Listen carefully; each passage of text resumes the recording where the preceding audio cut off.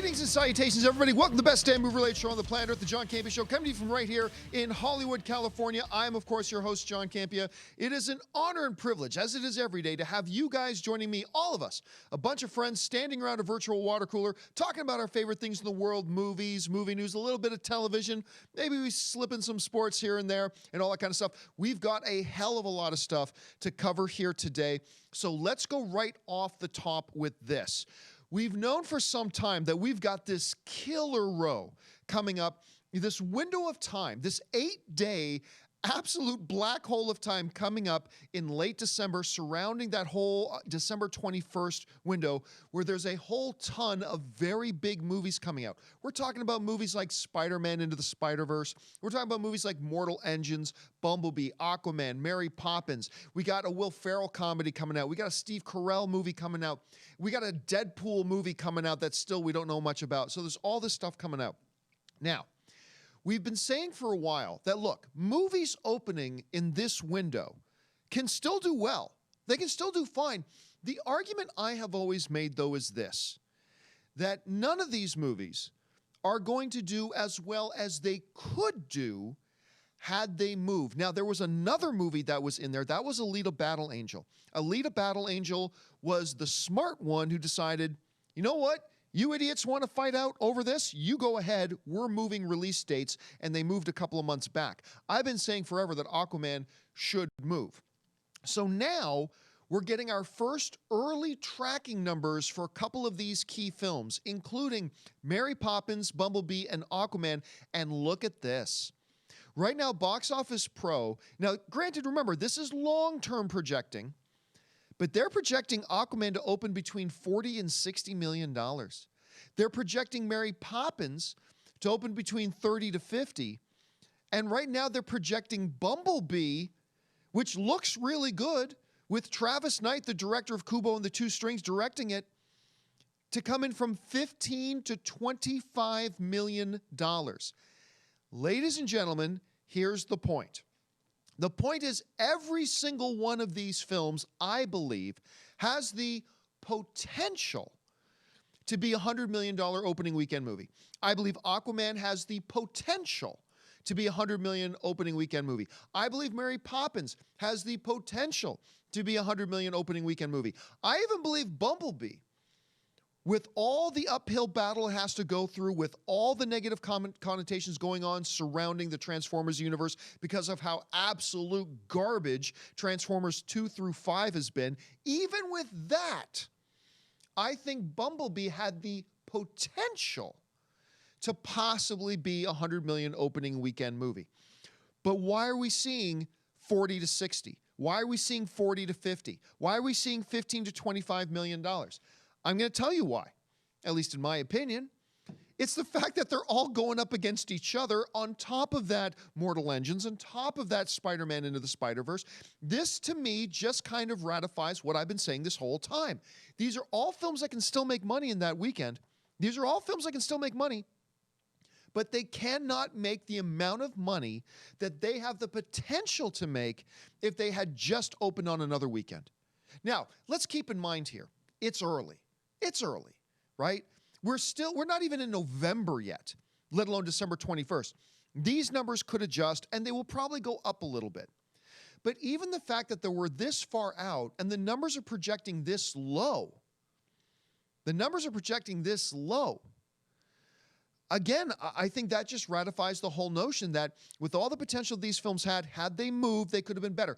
I'm telling you right now, if Aquaman had moved to October, if Aquaman had moved to November, I think we're looking at a $60 to $85 million potential opening, maybe even north of that. If these movies had had the smarts that Alita Battle Angel had to get out of there, they would make more money than they will. Are they still going to make money? Yes, they're still going to make money. But that's not the question. The question is, could they have made more? And I believe the answer to that question is undoubtedly yes. Now let's wait and see. Let's wait till we get to the beginning of December. Let's see what the tracking numbers start to look like as we get closer to the actual release date. Then we'll have a little bit more to go on. Then we'll see where we're at. But for now, it's just like we've all been saying. These things are going to suffer. All these great looking movies are going to suffer from being so closely jammed together. When you got like 8 high-profile films all opening up together, even if some of them are small, they're going to have an impact on each other. And we're seeing that right now with the early tracking numbers. But then again, let's get closer and see how it actually all begins to shake out. Okay, with that out of the way, let's go on to our main topics today. How do we select our main topics here on the John Campea Show? It's simple. You guys select them. How's that? By emailing me your topics and questions. Just email your topics and questions to me anytime at john@thejohncampeashow.com. That's john@thejohncampeashow.com. Make sure you put that word topic in the subject line. And as always, guys, keep those emails to 90 words or less. All right, with that out of the way, let's get on to our first topic of the day. And our first topic today in email comes us from Dylan Freely, who writes this. Dylan writes, Halloween ended up in first place at the box office again. What did you think of the box office this weekend? And with big films like A Star is Born and Venom, how do you think this October measures up against previous Octobers? All right, thanks a lot for the question, Dylan.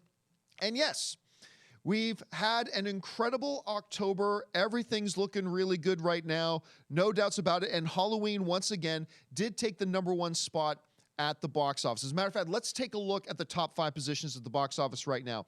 We got Halloween that came in, dropped about, I think it was about 55 to 60%, a nice looking drop, not too bad considering. That's pretty good, especially when you consider the fact that it opened so high. It opened to $77 million. So that's a really great number. It takes first place again at $32 million. A Star is Born overtakes Venom. Venom has still made way more money overall, but it does overtake Venom at $14.1 million. Venom makes another $10.8 million. By the way, Venom, remember how I was saying for a while, if Venom makes $400 million, Sony's going to be thrilled? They're already well north of $500 million. They're already well north of $500 million. On a $100 million budget, you know that they're thrilled with that. Goosebumps 2 Haunted Halloween makes $7.5 million. Hunter Killer. Remember we were talking last week? Remember how we were talking last week that Hunter Killer looks like no one's going to go see it? It was tracking at like 8.8, like sub of 10. Sub, no pun intended.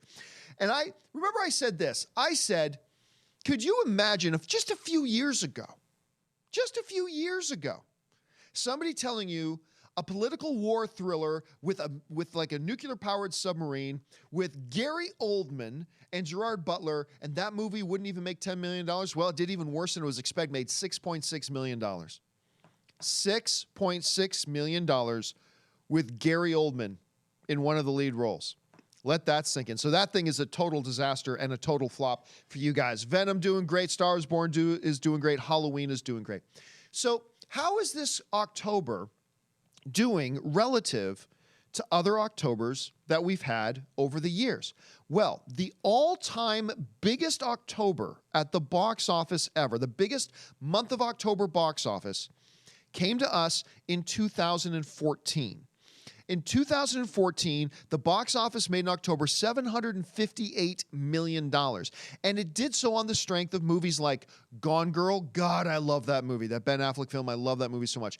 The first Annabelle, Fury, Dracula Untold, Robert Downey Jr.'s The Judge, which was pretty much a flop in many ways. Book of Life, the animated film. Box Trolls. By the way, underrated film, Box Trolls. I like that a lot. And of course, films like John Wick. So that came out and it powered a box office to $758 million. Great. All-time record. Guess what? We're already not even at the end of October, and the official numbers haven't come out yet because you need to hit the end of October. But on the strength of films like A Star is Born, Venom, Halloween, we've still got almost a couple of days to go here. We've got a couple of days to go. This October is already broken the record. Now, what it's actually, the final number is actually going to end up being, we're not really sure, but this October has already beaten the all-time record for 2014's October, which is 758. This October is probably coming close to 800 million. So it is a record-setting October. Look, this has been a great year at the box office. We were talking in the summer about how this summer's box office, even with Infinity War, exceeded expectations. Numbers are well up over last year. We've got this happening. You know, it raises some people wanting to ask and talk about, well, why is it that this year Why are we seeing this uptick? Yeah, and everybody I'm reading giving all these different sorts of explanations and want to give technical answers. The real answer is this. We've got movies like A Star is Born. We've got movies like Venom. And we've got movies like Halloween. And we've got a number of the movies, the high quality and big performing movies like we did this summer. We simply have better movies this year. We've got movies that more people are interested in, and we got some not so high profile films that people are taking a look at, and they're hearing great things about, and they're high quality, and people are running out to see them. Surprise hits like A Quiet Place, surprise hits like Hereditary, things like that. We are just seeing a better overall performance because we're seeing better overall quality of movies this year. Will this continue through the end of December? We'll have to wait and see, but it has been a great year at the box office so far. All right, let's move on to the second email. And the second email today comes to us from Dante Beckham. And Dante Beckham writes, I consider myself a moderate fan of the CW Arrowverse stuff, but like you, I've always enjoyed their annual crossover stories. Last year's Crisis on Earth X was the best thing they've ever done. Just wondering if you've seen the first pick of Supergirl and Batwoman together. If so, what do you think? All right, thanks a lot for the question, Dante. Appreciate that. And here's the thing. So we've known for a while because every year the Arrowverse on CW does their big crossover event.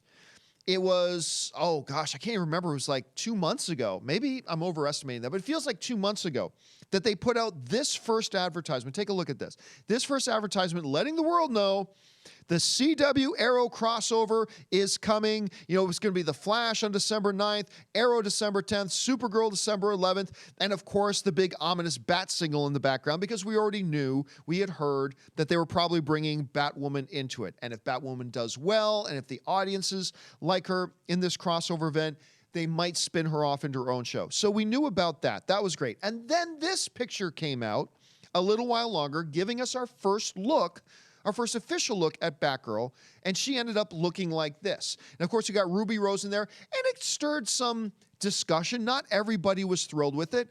I thought it was fine. I mean, I'm not jumping up and down out of my chair about the first picture we got of Batwoman, but I thought it looked fine. I thought, look, I look at it, clearly this is Batwoman. No doubt. This is clearly Batwoman. Well, we got our first picture that's kind of a little bit in context, a little bit out of context. Now, the girl who plays Supergirl in the CW universe, her name's Melissa Benoist. I'm positive I mispronounce her name every single time, and I really don't mean to mispronounce her name. But Melissa Benoist, she got on Instagram, right? And she put up this picture of her and Ruby Rose together with the following caption. You can see there, it's in the shadow, but you can see Melissa's in her Supergirl outfit. And she writes, indicative of my excitement that she's here and kicking ass at Ruby Rose. And of course, that comes from us. So see the two of them together, not clearly a screenshot from the show itself, but a little bit behind the scenes from when they were actually shooting a scene. And again, my feelings on the image and the way the Batwoman costume looks has not changed. I think it looks fine. Like, again, I'm not jumping up and down on my seat about it, but I think it looks absolutely fine. I think it looks good. I think it looks fine. And you know, here's the thing. There was some controversy going around when they first cast Ruby Rose in the role. I had basically said at the time, look, I don't really watch Orange is the New Black, so I have no idea how good or bad she was on that show. I wasn't really familiar with any of her other work, so I didn't have anything to go on. Then I saw her in Jason Statham's The Meg. And frankly, I thought she was the best performer in the movie. I mean, that's not exactly the highest praise in the world. Like, oh, you were the best performer in a movie that didn't really have its hallmark as strong performances, you know? That's like saying, I don't know, I'm the best ballerina from Poughkeepsie, Ohio. I don't know. There's not high praise that goes along with that, right? But I thought she was the strongest performance in that movie. So that's all I've had to go on. I'm looking forward to her, hearing great things coming out. Her castmates seem to like her now. Take that with a grain of salt. What do we expect her castmates to say about their own show? Oh, this new girl sucks. No, they're not going to say that. They're going to say something positive. But still, it's nice to hear them say something positive. It looks like they're being genuine about it. So that's all good. So will this character be good? Will it be complete waste? We'll find out pretty soon because the Arrow crossover is coming here pretty quick. All right, let's move on to the third email of the day. And the third email today comes to us from Gary Engel. And Gary Engel writes the following. I'm really upset about this. Did you see the story that Lucasfilm has canceled the Boba Fett movie? Boba Fett is one of the most beloved Star Wars characters of all time. Why would you shelf an iconic character like this? What do you think? All right, thanks a lot for the question, man. And yeah, there's things going around that Boba Fett is canceled. Now, let's take this back a little bit. It wasn't all that long ago. It was just earlier this year that this story that we're going to pop up right here for you came out suggesting that Wolverine director, or Logan director, I should say, James Mangold, was in talks to direct a Logan movie or a Boba Fett movie, that he was going to come on board and direct it. And I'll tell you what, I was never excited about the idea of a Boba Fett movie. Never excited about it. Never really wanted it. But I did admit this. I thought Logan was the best film of last year, right? I just thought it was the best film of last year. Not best comic book movie, not best whatever. I thought it was the best movie of the year. And what James Mangold did with that particular movie, I thought was incredible. I really did. I thought it was just incredible. And I said, okay, I am not asking for a Boba Fett movie. I am tired of just making the Star Wars universe smaller and smaller and smaller. But you get James Mangold directing it? Okay. All right. You got me. I'm on board. Let's see how this goes. I'll have some excitement about it. Okay. Well, there was that. That's great. But then the news came out this weekend from Variety that said something completely different. And what we got instead was this. The Star Wars Boba Fett spin-off movie no longer in the works. Movie's not happening now. And this is what they had to say about it. This is the specific quote that came to us from Variety. Variety said the following. News emerged in May that Disney and Lucasfilm had been developing a Star Wars standalone movie centered on the bounty hunter Boba Fett from Logan director James Mangold. That much we knew. Although the project was never officially announced, Variety has learned that Lucasfilm is no longer developing the Boba Fett movie project. Disney and Lucasfilm had no comment on Friday. And again, that comes to us from Variety. Okay, so what are we thinking about this? There's a couple of thoughts we need to keep in mind. Number one, something Variety said in that statement is absolutely true. And we got to keep this in mind. They never actually announced that they were doing a Boba Fett film. Like, it was the worst kept secret that they were behind the scenes developing it. But we talk about this all the time on this show. Lots of movies go into development. Lots of them. And lots of them go into development that never actually make it to the big screen. They start a process. They say, yeah, let's see where we can go with this. And they get it to a certain stage in the development process. And then at some point they go, yes, let's do this. Or they go, you know what? No, this isn't shaping up the way we want. And then they don't do it. Whatever the case was with Boba Fett, it is important to keep in mind that it's not like Disney or Lucasfilm ever came out and announced that they were doing a Boba Fett film. They never set a date for it. They never greenlit the movie. It was never at that stage in production. Some people, because of the James Mangold connection, I think are going to be disappointed by this. And clearly you, writing in the email, you are disappointed and upset that they're not doing a Boba Fett movie. But I'll tell you what, I'm just going to give you my honest opinion. You may not like it, and that's fine. And that's cool. It's just movie stuff, man. It's all subjective. We can have different opinions and still be friends. Here's my thoughts on this. While I did gain an ounce of enthusiasm for the project because of the alleged attachment of James Mangold, I got to tell you what, I'm perfectly happy if they're no longer developing this movie. I'm perfectly happy. Because again, it goes back to that thing that I've always said before. My biggest frustration with the Star Wars universe in recent years, and there's many, many things I love about the Star Wars universe in recent years. There's many things I enjoy. But one of the things that I've really been frustrated with was the constant shrinking of the universe. That every movie we seem to do, we got to bump into people we already know. Characters we've already visited, looking at things. And you know what? To me, we talked about this like years ago when the news first came out that they were looking at doing a Boba Fett movie. One of the things that makes Boba Fett so cool is the fact that he doesn't talk. I can't remember the exact number, but I think it was something like 7 lines. Is that what the official number was? I can't remember off the top of my head. 7 lines that he had in all the movies combined, right? So Boba Fett doesn't talk, We never see him without the helmet and all that kind of stuff. How do you make a movie about that? It was that shroud of mystery that surrounded the character is part of the thing that made that character so damn cool. You suddenly now have him talking all the time. What are we going to see? Boba Fett coming home, taking his helmet off and go, oh, honey, such a hard day of bounty hunting today. You have no idea. Give me the newspaper. Like, is that what we're going to see in a Boba Fett film? Is that what they're going to do? You're going to completely remove all the mystery and everything that makes him cool. I never wanted a Boba Fett film. And look, I admit, when they announced James Mangold, I'm like, okay, I can be on board with that. And it's true, I could be on board with that. But bottom line is, if they are abandoning the notion of developing a Boba Fett movie, I'm thrilled. I would rather them put their attention on something like The Mandalorian. Something like giving us a new character, going to different areas of space in a different time frame, doing different things, expanding the Star Wars universe instead of contracting it. Because that's all they've done. Even though they've done some good stuff, they've just contracted it and made it smaller and smaller and smaller. And I like them focusing their attention on larger things. Now, look, I'm still okay with an Obi-Wan movie. I'm still okay with that because I think there are some interesting things you can do there. But personally, for me, if this is true, and if they've decided not to pursue developing a Boba Fett film, this Star Wars fan is perfectly good with it. Perfectly good with it. Dare I say, even happy about it. And I'm bummed out for you guys who are Star Wars fans that were looking forward to it, and I am bummed out for you. But just myself, my own personal opinion on this is I'm perfectly fine with it, honestly, and I'm actually kind of happy about it. Turn your attentions to expanding the universe instead of contracting it. All right, let's move on to the final email of the day. And the final email today comes to us from Max Pedinault. I hope I'm pronouncing your name right, Max. And Max writes, "Hey, John, congrats on the new studio. Did you hear that The Simpsons are removing Apu due to racist complaints?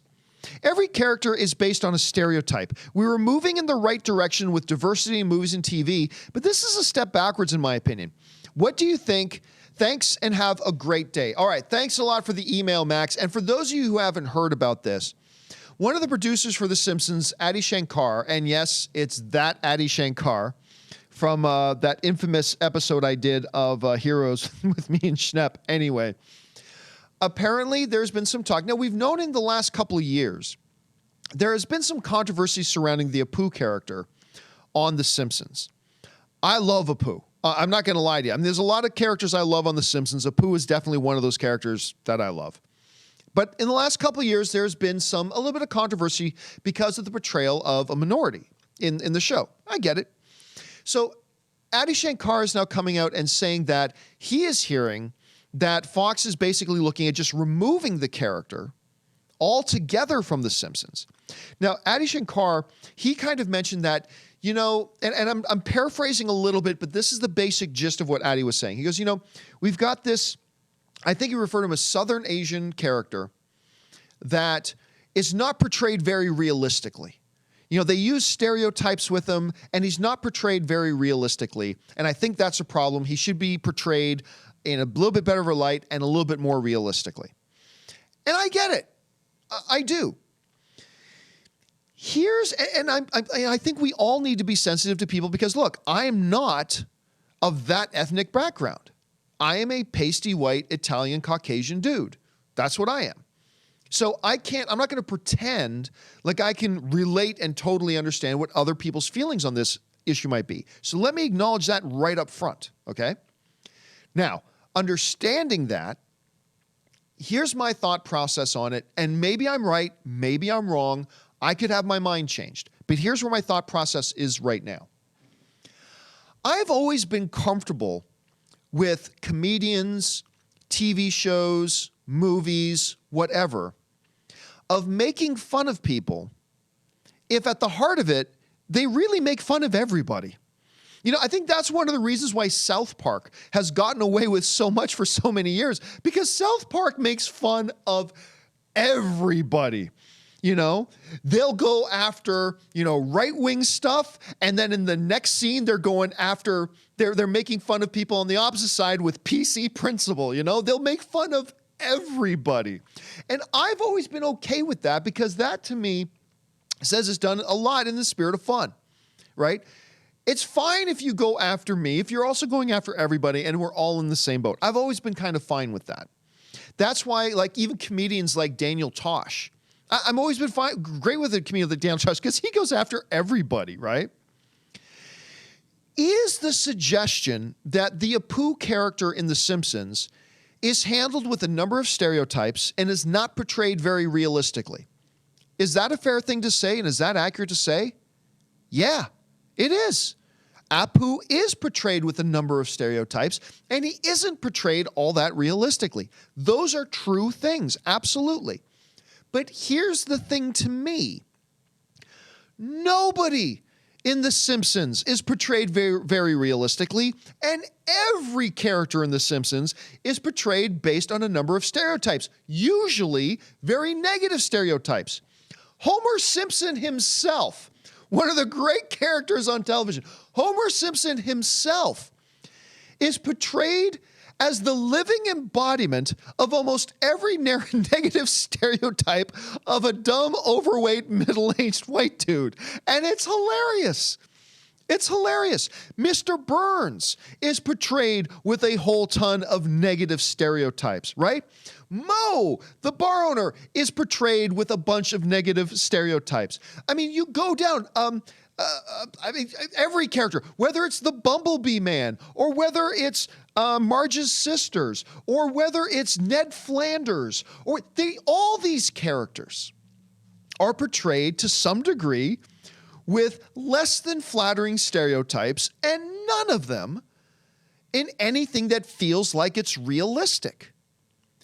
Therefore, for me, while I agree that Apu is portrayed with sometimes not so flattering stereotypes and not portrayed very realistically, I go, yeah, but that's par for the course with every character in The Simpsons. They're all portrayed that way, every single one of them. So to complain that, hey, Apu isn't portrayed very realistically, yeah, but neither is Homer, neither is Mr. Burns, neither is Bumblebee Man, neither is any of them. None of them are portrayed. Neither is Ned Flanders, none of them are. So to me, if you're going to look at pulling Apu out of the show, who I think is one of the best characters, and by the way, Apu is one of the characters who is portrayed in such a way that he's usually the most common sense guy in it. He's usually like the most common sense dude portrayed in the show, but that's just my interpretation of it. I could be wrong. But yeah, to me, if you're going to pull Apu out, you might as well pull Mr. Burns. Because if the charge is you're using some not so flattering stereotypes and you're not portraying it very realistically, well, then that means you got to pull Mr. Burns. That means you got to pull Marge. That means you got to pull Ned Flanders. That means you got to pull Moe. That means you got to pull Carl. That means you got to pull the comic book shop guy. That means you got to pull Principal Skinner. That means you got to pull them all. So do I agree that Apu is portrayed a certain way? Yeah, that's true. He is. But so is every character in the show. And it seems to be equal opportunity making fun of. And to me, it's just always been a matter of if it's equal opportunity making fun of, that means we're all kind of on the same level. So I'll be honest, again, I'm not willing to die for that opinion. That's just kind of how I feel about it right now. Maybe I'm right, maybe I'm wrong. I could be very wrong about that, and maybe my mind could even be changed on it. But right now, if they are indeed pulling the Apu character on that basis, I think it's unfortunate because on that basis, you could pull them all. And that's just kind of the way I see it. All right, guys. That will do it for that is part with the email segment today. All of our main topics are now done today, but we've saved a little time here to take some of your live questions. A bunch of you guys have already been in there sending in live questions. So let's jump over to the live chat board right now and see what you guys are talking about. And we start things off with our first live chat today. Comes to us from Curtis Lopez, who writes, "Who's funnier, Bugs Bunny or Daffy Duck?" That is a Sophie's choice, my friend. That's a Sophie's choice. I love them both, but you know what? I will admit, Daffy Duck has always cracked me up a little bit more, so I'll go Daffy Duck. Rami J. Royster writes, "Went to see Young Frankenstein, the 1974. Oh, good on you, man. Went to see the 1974 Young Frankenstein at the American Museum. Very funny film. I really enjoyed it. Have you seen the film? Yes, I have. Hilarious. Great stuff. I mean, you're talking about, though, like coming out of a pedigree of, oh gosh, all the other films that Mel's done, whether it's Spaceballs or whether it's his Westerns or whether it's whatever. But yeah, it's great. It's hilarious. It's fun. And good on you for checking that out.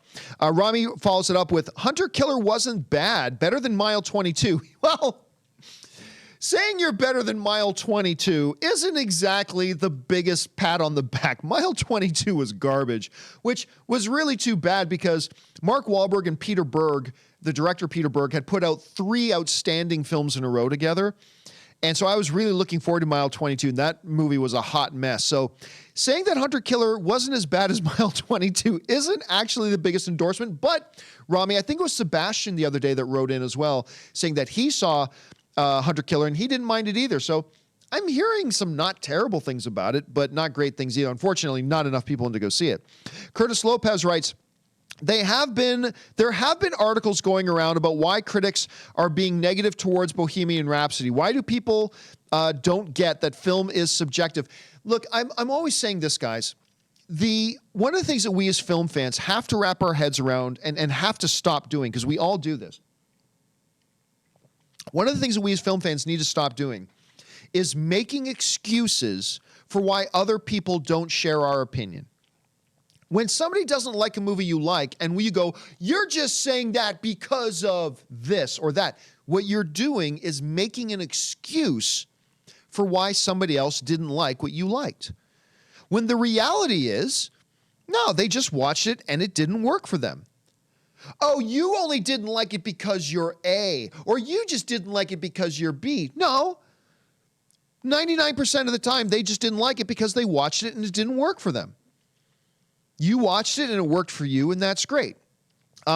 So the reason there are articles going around, and there's not many of them, but the reason there are articles going around trying to explain why some people didn't like the movie and making excuses for why some people don't like the movie is just failing to grasp that foundational understanding that film is subjective. Maybe they just didn't like it because they didn't like it. Maybe they just didn't like it because, like a piece of food, they tasted it and it didn't work for their taste buds and they didn't enjoy it. That's really as far as it goes for the most part. So sometimes there are some rare exceptions, yeah, but you're right, Curtis. More people have to understand that. Adam Douglas writes, better career, Hugh Jackman or Tom Hanks? Oh, that's easy. Tom Hanks, no doubt. Easy. That's an easy one. Tom Hanks is probably one of the most, if not the most celebrated actor of our generation right now. He's got 2 Best Actor Oscars on his mantle. He has multiple nominations for that as well. He's one of the few guys who made the powerful move from being a comedic actor to being one of the most celebrated and most beloved dramatic actors in the world as well. I love me some Hugh Jackman. You guys know I love me some Hugh Jackman, but yeah, that's a no-brainer to me. Tom Hanks has had the better career so far. So far. Still a lot of years to go in Hugh Jackman's career. Curtis Lopez writes, favorite quote from The Room. Oh, you're tearing me apart. There's a lot of, oh, hi, Mark. Like, this is all that. But to me, you're tearing me apart. To me, that's always going to be my favorite line in there. Worst Gerard Butler film. For me, Ugly Truth. That's from I'm Upset. I'm going to tell you what, I'm upset. I love The Ugly Truth. I love that movie. I think that movie is not just funny. I think that movie is ripping hilarious. And I know a lot of people don't like it. I know a lot of people don't like that movie. And so I remember I watched it after reading a bunch of reviews and everybody hated it. I'm like, oh, this is going to be garbage. And I sat down and watched The Ugly Truth, and I thought it was just hilarious. I mean, it's one of those movies that I laughed so hard I had to catch my breath a few times. The part where Gerard Butler had the remote control to the vibrating panties, you guys who haven't seen the movie are going, what the hell is he talking about? For those of you who have seen the movie, you know exactly.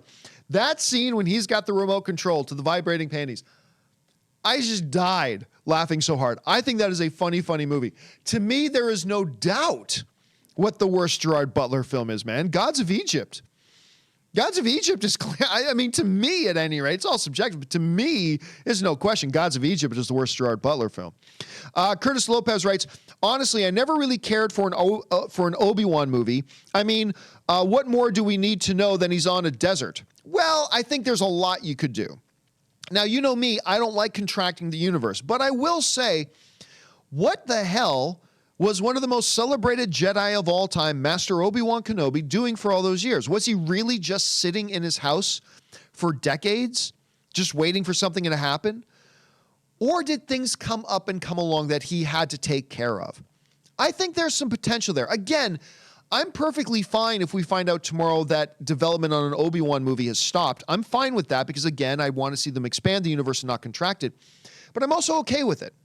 So I think it goes well beyond just saying, what more do we need to know than he's in a desert? Well, you could say that about any character. What more do we need to know than that he lives in New York? I mean, I think there's a lot of things you could do, but I'd also be perfectly fine if they pulled the plug on it. Curtis follows up with, I'm satisfied that there's no Boba Fett movie coming. Highly overrated character, in my opinion. Well, you know, there's a lot of people who think Boba Fett is an overrated character. But again, it's the mystery of him, right? I mean, how many characters other than Jabba and Boba Fett elicit a look of pure fear on Han Solo's face by the mere mention of the name? Not many. Boba Fett's one of them. And there's a mystique about that, right? Here's that word that I hate using, but there's a gravitas to that, right? There is, to some degree. So I can understand why people love him so much. I mean, I like Boba Fett. I'm not a huge Boba Fett fan, but I like him very much. But I can see why other people like it. Aaron Moen writes, 90s Tom Cruise versus 90s Jim Carrey, who wins? It's an impossible one to say, that one, because they were both making such radically different movies. If you're looking for comedy and you prefer comedies, well, obviously Jim Carrey's your guy. If you're looking for things like, I don't know, A Few Good Men or The Firm or movies like that, then Tom Cruise is your guy. But it's just that they both made such radically different films. I'll go Tom Cruise. But again, I'm not going to go Tom Cruise with a lot of conviction because it really depends on the types of movies you're looking for.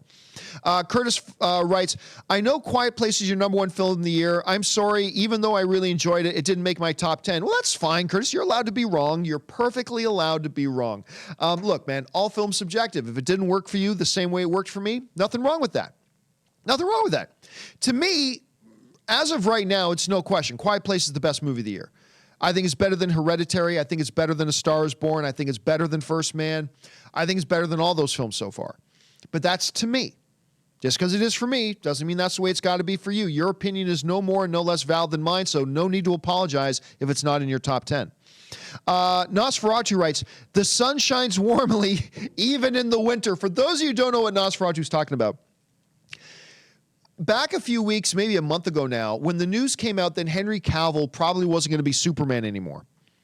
And all of us were waiting for Warner Brothers to put out a definitive statement. Is that report true? That Henry Cavill isn't going to be Superman? Is it true or is it not true? Warner Brothers put out this BS statement that says, while we have made no definitive decisions about what we're doing in Superman, we have always liked working with Henry Cavill, and nothing has changed about that. Well, what the flying F does that mean? While we have no plans for what we're doing with Superman, we have always liked working with Henry Cavill. That doesn't say anything, and I made a joke saying, you might as well just come out and say, the sun shines warmly even in the winter. It means nothing. It means absolutely nothing. So that's what Nosferatu is talking about. All right, Rami J. Royster writes, looks like Johnny Depp is done as Captain Jack Sparrow. I miss the character, but the Pirates franchise needs some new life into it. Well, we talked the other day, Rami, about how there is a report going around that it looks like Disney is looking at rebooting the Pirates of the Caribbean franchise. Well, if you're rebooting the franchise, that pretty much means you're not going to have Johnny Depp as Captain Jack. We don't even know for sure if they're going to have a Captain Jack. But then some people started running the story, Disney booted Johnny Depp as Captain Jack Sparrow. No, they're rebooting Pirates of the Caribbean, which means they're going to overturn their characters. It's a new iteration. If they're rebooting, you change the cast.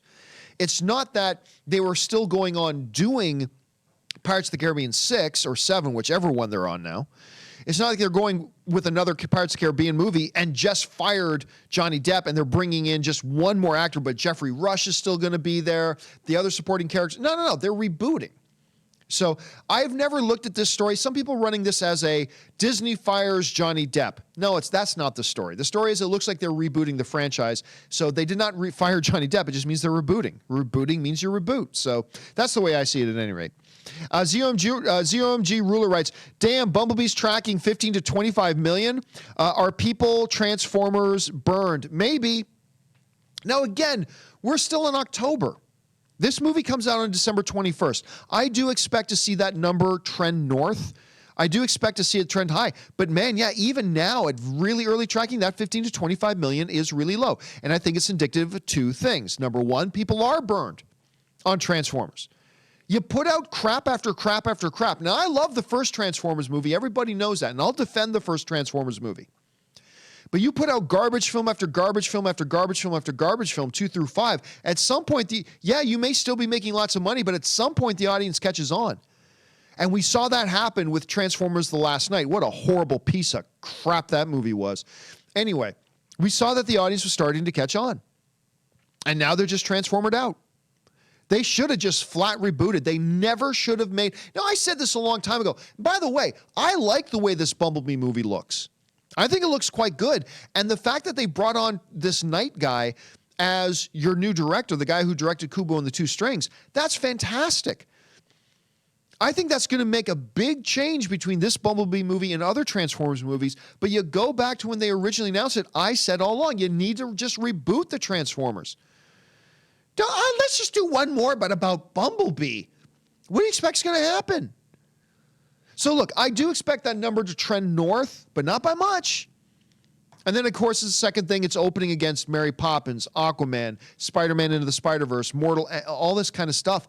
It's got a tough fight ahead of it, man. Bumblebee and all those films have a tough fight ahead of them. Steven C20 writes, my soul, that is what you've taken from me. Everything I have done, no matter how violent or cruel, has been for the greater good of my people, my soul. That is what you have taken me. General Zod from Man of Steel. Love that character. Love that speech he gives. So much conviction. I like that line a lot. I love me some Man of Steel quotes. Kevin Brown writes, the closer we get to any Marvel movie, the more excited I get. With Star Wars, the more worried. What does that tell you about the state of Lucasfilm? Nothing. It tells us nothing about the state of Lucasfilm. It tells us a little bit about you as a fan and where you are as a fan, but it tells us nothing about the state of Lucasfilm whatsoever. And by the way, there's nothing wrong with how you feel, but that's all. How you feel tells us nothing about anything other than how you feel. And there are other people who feel the same way, and then there are many people like me who feel completely differently. So it doesn't tell us anything in general about the state of Lucasfilm. Not yet. Ivan Katzaroff writes, every week my friends and I go to see a movie, but the last 2 weeks we were very disappointed with A Star is Born and El Royale. Really? Was it just me, or are those movies needing some scenes to be cut out? Well, number one, I loved A Star is Born. And I still have not gone. I'm not going to go see El Royale until at least I have a chance to watch Daredevil Season 3. And I have still not watched Daredevil Season 3. So I'm really hoping, you know what, Ray, Anne's out tonight. She's taking some friends from work for dinner. Maybe we should actually just like hunker down and watch some Daredevil Season 3 or something like that. Then you can cook. Ray cooks, by the way. Ray, the graphic master, he actually cooks and he's really good at it. I ate some of his cookies this weekend. You could make that some kind of double entendre, I'm sure, but no. So we should watch Daredevil Season 3 tonight. Anyway, still haven't got around to that. But I loved A Star is Born. But I can't reference El Royale because I haven't seen it yet. But I completely agree that there were some scenes in A Star is Born that should have been cut. You know, I said Bradley Cooper did a great job directing that film as his first directorial effort. Absolutely, he did a great job. But there were a few things in the movie that you could tell this is a first-time director. And one of those things was his unwillingness to cut out some scenes for the good of the overall flow of the movie that he so carefully crafted and shot and edited in. And one of the earmarks of a less experienced director, no matter how good or bad they are, is that little bit of an unwillingness to slice some of those scenes that he so lovingly crafted out of the film for the sake of better pace of the film. Scenes that were good, but at the end of the day weren't needed in the movie. I think A Star is Born has a couple of those scenes And I think he could have done that. But yeah, but that didn't take away from the fact that I still think it's a magnificent movie. Magnificent. Top 5 for me of the year, easily in my top 5. Maybe even in the top 3 right now. But that's just me. Let's see. Brie Linegar, or Brie Linerenger, writes, I'm sure I'm butchering that name, writes, my favorite film is Back to the Future, but I've always thought a modern remake of going from 2015 to 1985 instead of 1985 to 1955 could be really fun, especially with today's 80s nostalgia. Keep the DeLorean, but with new spin to the jokes. Your thoughts, greetings from Puerto Rico. Well, first of all, thank you for writing from Puerto Rico. Nothing new. A lot of people have been talking for a long time about doing a more modern incarnation of a Back to the Future. And obviously you don't go back to 1955, you go back to 85. And that's what you do. Now, have we already seen that done a little bit? Movies like Hot Tub Time Machine, which, by the way, first Hot Tub Time Machine is magnificent. Second one, not so good. But, you know, Hot Tub Time Machine kind of did that. Look, if you're going to do a remake of Back to the Future, and I'm not saying you should, but if you do, I think that's a no-brainer. I think, yeah, you don't go back to 1955 again, you take it back to 85. They went back relative 30 years. If you do it now, you should also go back relative 30 years, roughly. So yeah, I'm in agreement with you. If they did it, do it. I don't know that they're going to do it, though. Now, my opinion, you know me, guys, reboot everything. I'm fine with reboots. I have no problem with reboots whatsoever. But I think that's one they'd be very nervous to touch. It's a very beloved film. It's a very beloved film franchise. I think the day is coming when they will do it, but I don't know if it's going to be anytime soon. So that's just my thought on that. All right. Christian Lomas writes, the original Saw has one of my all-time favorite twist endings. It's great. Between that and the music, it's chilling. Showed it to my girlfriend. Her jaw dropped. No pun intended. And, of course, you got Wesley from Princess Bride. I think that was the first movie I ever watched where, and I keep forgetting, fact checker Jonathan, if you know it off the top of your head, yell it out. The name, Carrie Ewells? Is that how you pronounce his last name? Ewells or Elwells or something like that. I never know how to pronounce his name. But he's the guy who played Wesley, or the Dread Pirate Roberts in Princess Bride. And I think that Saw film was the first time I saw him in any other movie other than that. So on that basis alone, I really enjoyed it. Saw has never reached, in my opinion, Saw has never reached the same heights that they did with the original film. They still had some nifty things that they've done. But, yeah, that's why it'll always have a special place in my heart. Christian follows up with, Andre Bocelli and Ed Sheeran duet is amazing. Oh, I totally forgot about that. I did see the music thing. Somebody asked me the other day, I think I was doing an open mic show this weekend, and somebody asked me about my all-time favorite singer. And I said, when it comes to just pure singing, like not their songs, but just their pure singing ability, Andre Bocelli. Andre Bocelli. I could listen to that guy sing the phone book, and I would be enraptured with it. He's amazing. But yeah, there is a piece that Andre Bocelli and Ed Sheeran did together, which is a lot of fun. Look it up on YouTube. You can find it. It's actually pretty fun to watch. Ben Rayner writes, would you like a Peter Pan TV show? I think that mythos would be really cool if done right. Kind of different adventure in every episode. Well, here's the thing, Ben. What do I always say? You can make a TV show or a movie about anything. And if you do it right, it'll work. And that's where Felipe the Sentient Dancing Microphone comes from, right? Felipe the Sentient Dancing Microphone, ladies and gentlemen, if you get the right director with the right script and the right story idea and you execute it, that can work. Hell, we got a movie about plastic building blocks, and it was a great movie, Lego movie. You can do it. Could a TV show of Peter Pan work? If done right, sure. But everything can work if done right. I myself, if I was a studio exec, I wouldn't greenlight a Peter Pan show myself. I don't think there's something there for it. But again, if somebody came to me with a pitch and a script with the first 3 episodes and they have a killer take on it and a great angle for it, anything can work. So Felipe the Dancing Microphone versus Peter Pan. There you go. There's your show idea. Peter Pan versus Felipe the Sentient Dancing Microphone. Make it happen, Hollywood, and send me my check. Odai Alayamani writes, hey, Campea, the other day I put my first super chat ever. Well, thank you so much, Odai. I appreciate that, man. I really look up to you and appreciate your professionalism. We all love you very much. Thank you so much, man. As far as professionalism goes, I don't know. I just farted. So, I mean, there goes my professionalism. But thank you so much for the kind words, man. I appreciate that. And I appreciate all you guys who watch and are fellow film fans with me very, very much. So thank you for sharing that, man. I appreciate it. Alan Connor writes, which line gave you more chills? You think you can threaten my mother? Oh, God, when he says that. Or I don't care. He killed my mom. I'll go with you think you can threaten my mother. That's the one that gave. Don't get me wrong. When Tony says, I don't care, he killed my mom. That was beautifully done. Both these lines were phrased and used in their respective movies beautifully.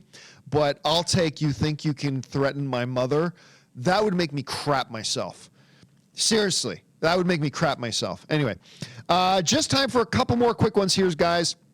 Ben Hayusa writes, finally saw Halloween this past weekend and I enjoyed it a heck of a lot. Jamie Lee Curtis is that badass grandma I always wanted to have. Best Halloween yet. I completely agree, Ben.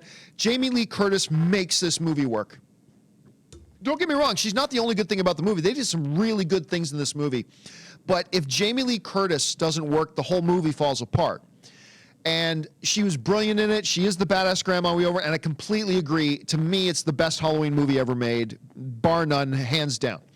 Marcus Robert Johnson writes, I have been holding a poll on King of Halloween by any criteria by having votes bracket style is down to Pinhead? Really?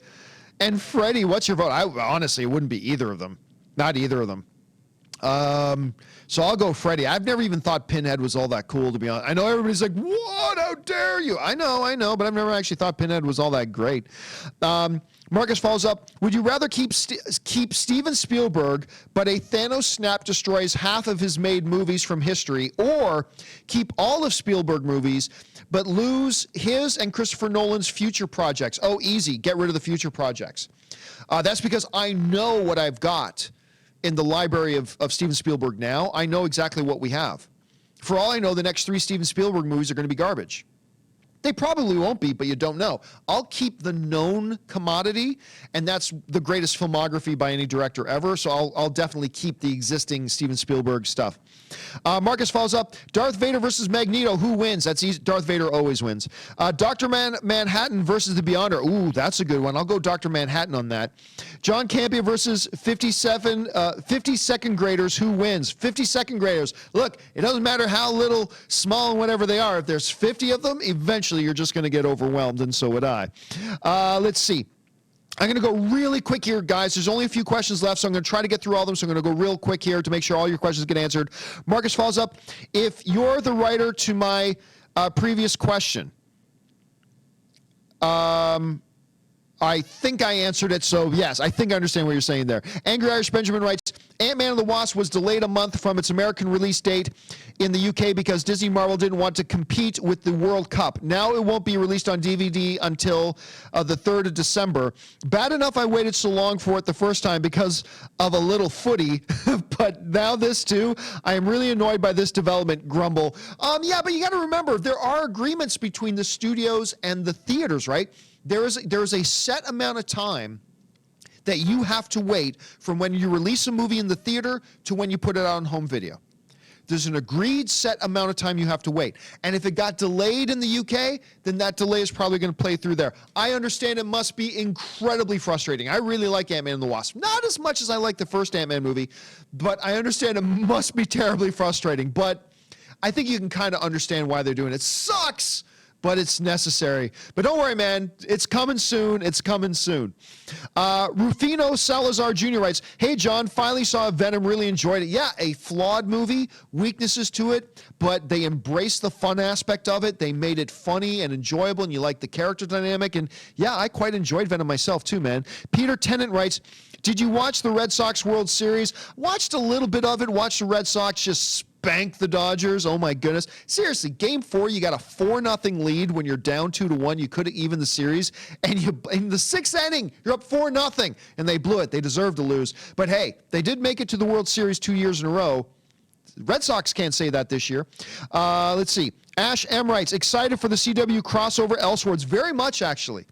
Even when I have a love-hate relationship with the CW Arrowverse, mostly love it, but there's some things I hate about it. I've always enjoyed their crossover events. Always enjoyed the crossover events. Last year's Crisis on Earth X was probably the best thing they have ever done, as the emailer wrote earlier. So yes, I'm very much looking forward to this year. Let's see what they do with this Batwoman character. Yours Trolley writes, I like that name. They go for long legs plus Venom. Early tracking was 40 million. Well, yeah, early tracking was 40 million. And then it went to 80, and then it ended up coming at 80. So, yes, I do expect Mary Poppins, Bumblebee, Aquaman, I do expect those numbers to trend north, but I don't expect to see them hit $100 million. And they all, I think, are potential $100 million opening weekend films, and I think we're going to see what happens there. But we'll know soon enough. Dan Peckett writes, thoughts on London Fields' movie flop? Man, you know what? I'm not even sure. I can't even think off the top of my head what London Fields is, so I can't really answer that. Final question of the day comes us from Radel Oruna writes, best film ever made. For me, it's The Godfather. Cast, cinematography, story, music ending. It's cinematic perfection. Look, it's almost impossible to argue against The Godfather. You know what a film a lot of people will argue against The Godfather with? Godfather 2. There's a lot of people who think Godfather 2 is even better than Godfather. It's hard to argue against that. It's certainly up there. For me, you're talking about films, I think the greatest achievement in cinematic history is Lord of the Rings: Return of the King. Won 11 Oscars. No film in film history has ever won more Oscars than Lord of the Rings: Return of the King. Shawshank Redemption, Spartacus, Star Wars, man. For me, it's always Star Wars, always has been, always will be Star Wars. All right, guys. That will do it today for this installment of the John Campea Show. Thank you so much for being here, guys, and being a fellow film fan and making it fun to be a fan of film and television, all that kind of good stuff. Hey, guys, listen, make sure you jump down into the comments section and talk about any or all the topics we discussed here today. Engage in some good debate and discussion. Just remember, you're talking to fellow film fans. Treat each other, even when we have disagreements, like fellow film fans. It makes being a film fan a hell of a lot more fun when you do it that way. Listen, guys, go out there, have a great day, crush it, be good to one another. And as always, my name's John Campea. Thanks a lot for being here, and until the next video, bye-bye.